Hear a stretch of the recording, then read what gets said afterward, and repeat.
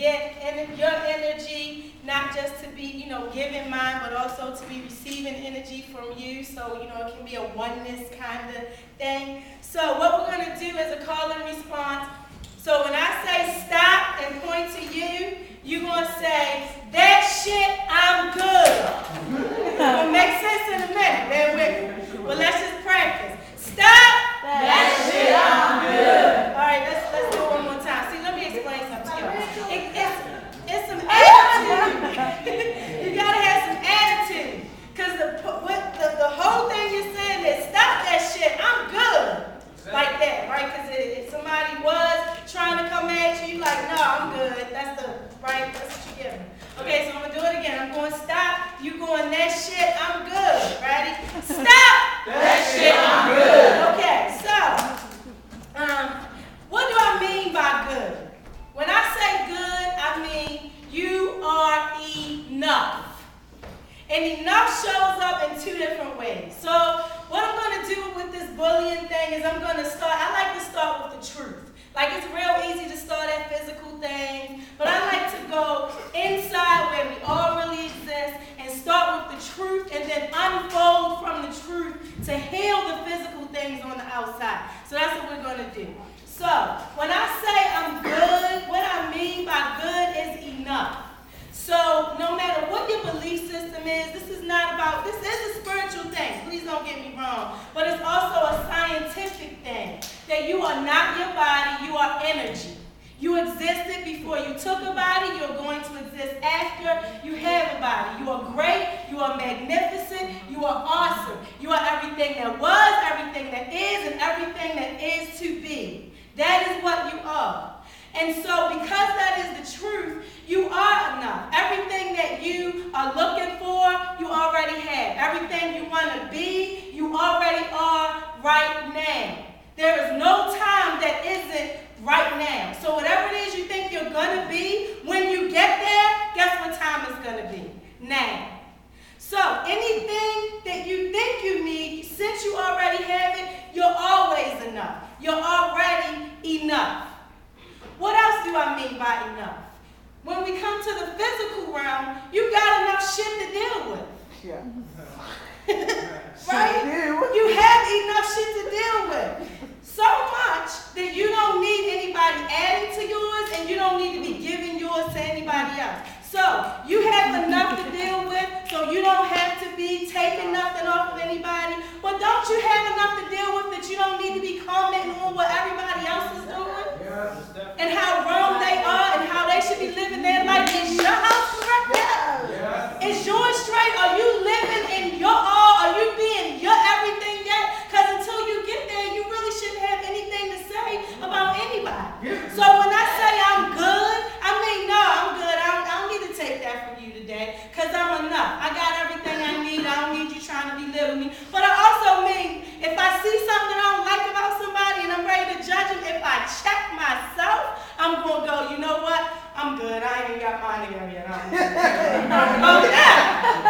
don't need to be. Okay. So that's what I mean when I say I'm enough. Now, what's the problem? If we are enough, right? Because the truth is that if you know that you are enough, it wouldn't even dawn on you to be trying to belittle somebody else. So what's the problem? Where is this bullying thing even coming from? Well, the big problem with the human race is that we have amnesia. We do not remember that we are everything that we want to be. We do not remember that we are magnificent. We don't remember that we are awesome. Anytime you take a minute to even look in the mirror and just go, you know what, you are the shit. Anytime you do that, you feel uncomfortable. It doesn't all the way feel right. Something about it feels like maybe you are a fraud because you're not walking yet in everything that you want to be. Just because you have forgotten everything you want to be doesn't mean that it stopped being true. So because we have amnesia, then we have this thing called littleness that we believe in. I'm a student of A Course in Miracles. If you haven't read it, it's some hard shit to read. So I'm going to tell you, get yourself a dictionary and a thesaurus and sit down and read A Course in Miracles. It's going to take you about 3 years, but it's going to be worth it. In A Course in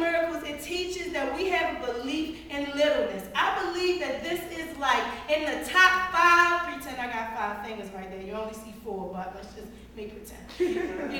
Because in the top 5 problems of the human race, littleness is right up there. There is this belief in littleness. What is the problem with a belief in littleness? People say that the eyes are the windows to the soul. Like if you look into somebody's eyes, you can really see what they are. But it's not, eyes are windows, but their windows are two-sided. You don't only see into windows. You mostly have windows so you can do what? Yeah. Look out of. So let's think about that for a minute. If you have a belief in littleness, if you don't remember that you are magnificent and awesome and everything that you ever wanted to be, if you don't know that you have everything and you believe in littleness, then you are looking out from a place of littleness. So if I think I'm little and that's where I look out from, then I now have a need to be bigger than everything I see outside of myself. Everything I see outside of this body, outside of this house, now I have this need, wait a minute, they ain't gonna be all bigger than me. So what do? From a place of littleness, we need to make ourselves feel better than other people. It shows up in all kinds of ways. It shows up in judgments that we have about other people and things we have to say about how they're living their life, how they're wearing their hair, all the things that they're doing. It makes us feel, and you might not want to admit it, but it is an attempt to say that you are somehow better than they are because you wouldn't wear that thing, you wouldn't do that thing, you wouldn't say that thing, you wouldn't live that way. So there must be, if they're doing something wrong, there's something better about you, so then you feel a little bit better from where you look out from. So,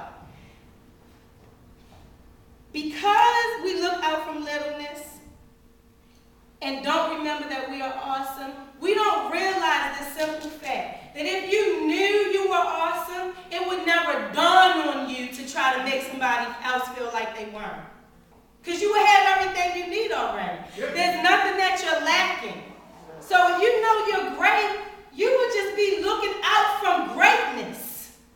And that's all you would see is people's greatness, regardless of what package it came in, what it was wearing, what it was saying, what it was doing. When people had tough times, from your greatness, you would want to offer some help. You would want to offer some of your greatness. You would want to be sharing it. But that's not what we do. And my parents tried to teach me this when I was little, that I was awesome and great. My mother, your parents probably said stuff like this too. My mother would say stuff like, baby, when people say stuff about you like, oh, she thinks she cute, they only saying it because they must think you cute. Right? And they feel bad about themselves. My parents told me that, mean people that's being mean to you, it's because, they don't understand, they don't really love themselves. My grandmother just told me this story that her and I were down Lexington Market when I was really little. And, people who, I was born this way. If y'all haven't noticed, people in the back, this is really only one hand. Okay, so, that was funny, y'all can laugh at that. Yeah, okay. At least laugh for the camera, So, they sound fake up in the Okay. So people who love me are protective of me, right? And, people have told their bullying stories, today, and I was like, I don't know that I've ever been, really bullied, but when I really think about it, I live in a society, my mother was just saying this to me not long ago, that I live in a society where people automatically look at my body and they say she can't. So it's like this constant state of people's opinions and judgments and just pity, just being thrown at me. So people who are with me, who care about me, when we're out in public, they're protective of me when, society just looks at me or whatever. So my grandmother was telling me this story that we were out at Lexington Market when I was little, and she got really angry because some adult was just staring at me and, whatever. And, and they made some kind of comment about me having one hand, and she got really angry, and she started to say, I'm going to say something, they're not going to talk, I ain't like that, And she said, I grabbed her, and I said, Hootie, her name is Hootie, and I said, Hootie, don't pay no attention to them, they just don't love themselves. Right? So I was trying to learn it, that it's not even a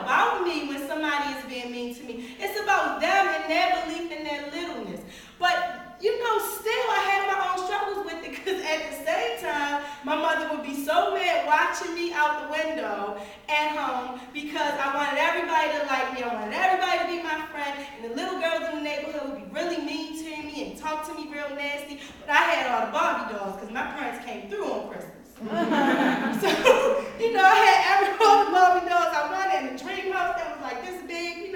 It was not a game back then. What was that, like 1977? It was not a game.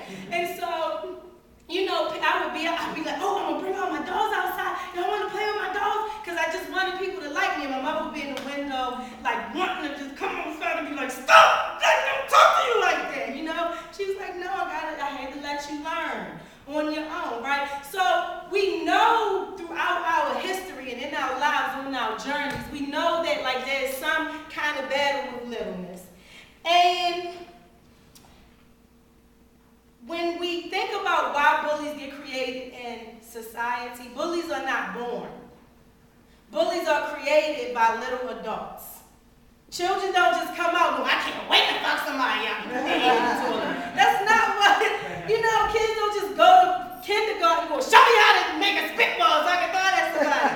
That's not, children aren't that honest as all hell. Like, they just walk up to you like, you got a hand missing? They all like that, but they don't come out wanting to be mean and wanting to belittle other people. But what do we do as adults? What kind of society do we have our babies living in that makes them just grow up and think that bullying is the thing to do? It is because as adults, as little adults, we give permission to isolate and dehumanize other people.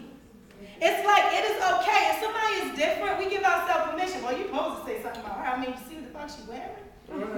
We give ourselves permission. Children grow up hearing us say things like, oh my God, she is so ratchet. Oh my God, he is a clown. Oh my God. And I'm saying that because these are words, I would call somebody a clown in a minute. I'm not even going to lie. Right? These are like, he's a clown, this nigga. It's one of my favorite things to do. But if I'm really going to stop and be honest, if those things are verbal violence I'm sending negative energy to somebody else. And this is what children see. They see, and that's the cool thing to do. And it's okay to do. Like, you are supposed to do it to the person who looks too different. And what the hell is different anyway? Like, who is the same? I don't want to be like some of y'all. And I don't mean that in a bad way. But some of y'all got really flat butts. You know what I'm saying? I know y'all think, the one hand thing is a big problem, but I'm trying to tell you, ass is the shit. And so, okay, fine. It would be okay if we just looked at other people and said, oh, I don't like what she's wearing, Okay, fine, you don't like what she's wearing, that's why you're not wearing. But it's not just that we don't want to be like other people. We use that to say somehow we're better than other people. I have been at places in my life where because I was belittled so much for having one hand, my ass became my self-esteem. So it was not just, oh, I don't want a flat butt like the rest of these chicks. It became, I'm better than these chicks because I got ass.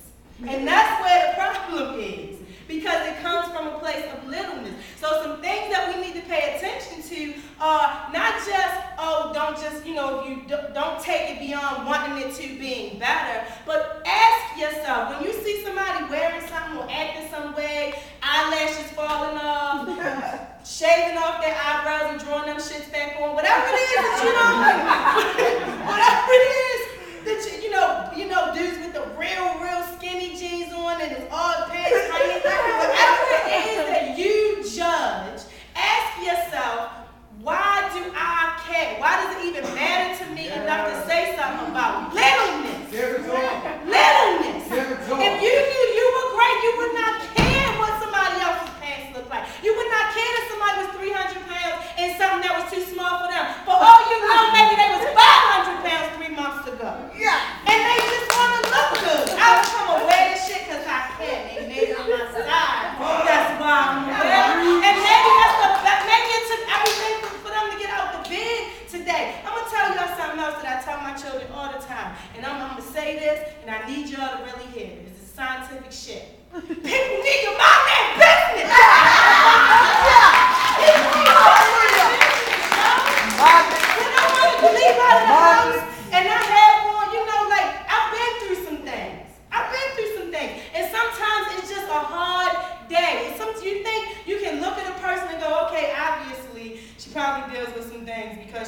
hand. I've been through more than just having one hand. I've been raped. I got a brother that got murdered. One of my best friends died a few months ago.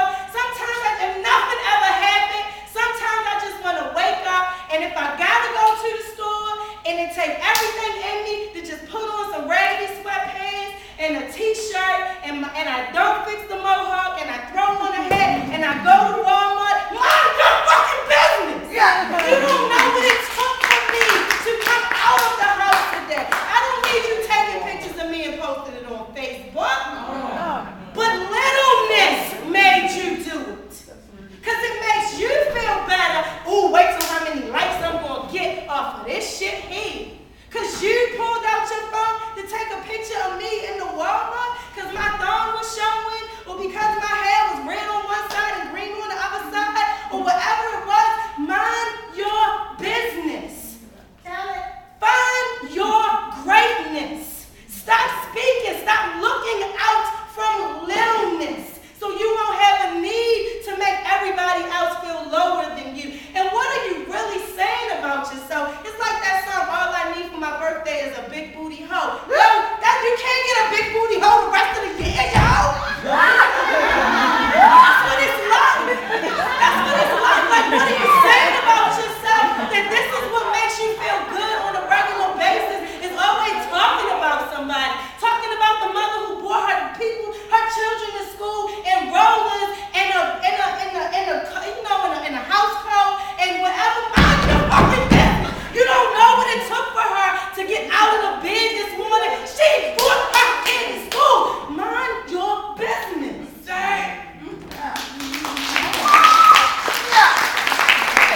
Fireworks on that shit.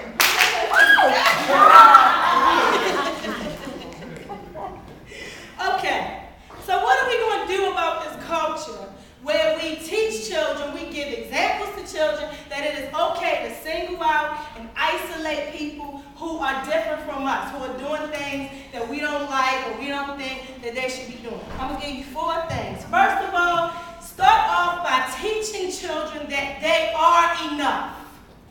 Just because you don't always feel like enough and you have amnesia, the only way to heal amnesia is for somebody to start telling the truth. Just remember a little bit of your greatness. And even if you don't remember yours, teach a child that they are great, that they have everything. Now, I heard my son said the other day, or my daughter, I might get them confused, 3 of them, so, they just start living together after a while.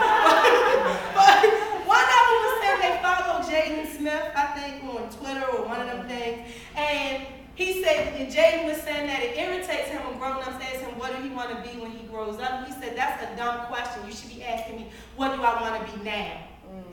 Right? So let's not have our children focusing just, like the future, being future focused, that's called worry. It's what am I right now? Teach them that they are great now. Because when you look out from a place of greatness, they won't learn the need to be trying to make everybody outside of them be little. They will just be having the need to make everybody else feel great too. The second thing we need to do, stop talking your own shit. Whatever it is that you talk, and I'm saying this to myself, all the stuff I just told y'all about, shaving off the eyebrows, drawing them back on, and eyelash, that's all my shit that I use. So that's why I'm using it, because, you most familiar with the smell of your own bullshit.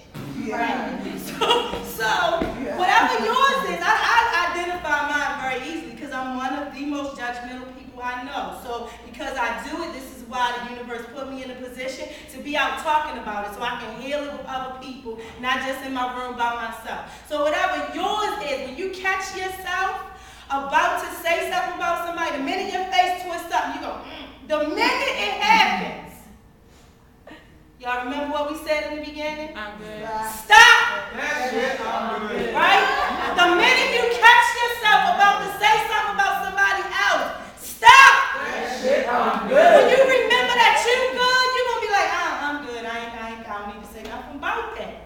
Because it's none of your business. It doesn't really matter to you. You are great and you know it. Check yourself if we're going to change the culture of what makes it okay to belittle other people. The third thing, don't tolerate it when it's done around you. So I heard people talking today about the observer is a part of the cycle. So while I said mind your business about the shit that you know don't matter. But when somebody is around you, one of your homeboys, somebody you know, one of your girlfriends, and you hear them start talking trash about somebody else, check them. Just ask a simple question like, why does it matter to you that this is what we're talking about? Exactly. Like, what made this the topic about conversation? I'm trying to understand why do I care, why do you care? Like, let's start having conversations, and yeah, it's going to be uncomfortable. I'm not saying this is going to be like, oh, such a nice little park, walk in the park. No, it's going to be uncomfortable to really check ourselves and not tolerate it around us. And here's the last and final thing. I thought it was so funny when one of those songs that the chick with the wonderful hair, what was her name? Asina. Yes, shout out to Asina.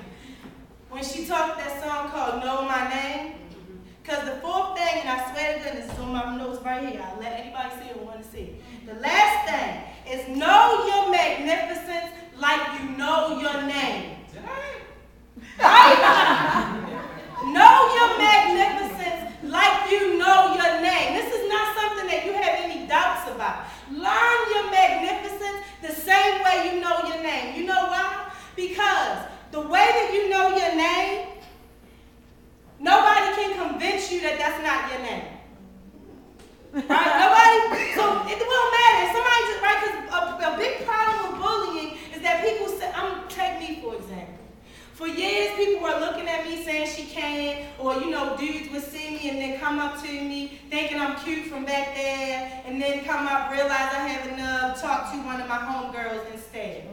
Right? That's some hard emotional stuff to deal with, right? So because of people's reactions to me, I started believing that I was their reactions, not that I was me. So because I believed I was their perception, I wanted to walk through crowds on the long side so people couldn't really see the nub and stuff like that. But instead, if you know you're magnificent, it won't matter what anybody says about you. If somebody came up to me and said, your name is not Erricka, I'd be like, the devil is a liar. Well, how you go? Okay, all right. You would just think they were crazy if somebody tried to make you think your name was something that it wasn't. Don't let nobody make you think your magnificence is something other than magnificent. When you know your magnificence like your name, it won't dawn on you to try to belittle anybody else. Because you will always be looking out from your greatness. So one last time together. Stop! That shit, I'm good. Fireworks on that. 1, 2, 3.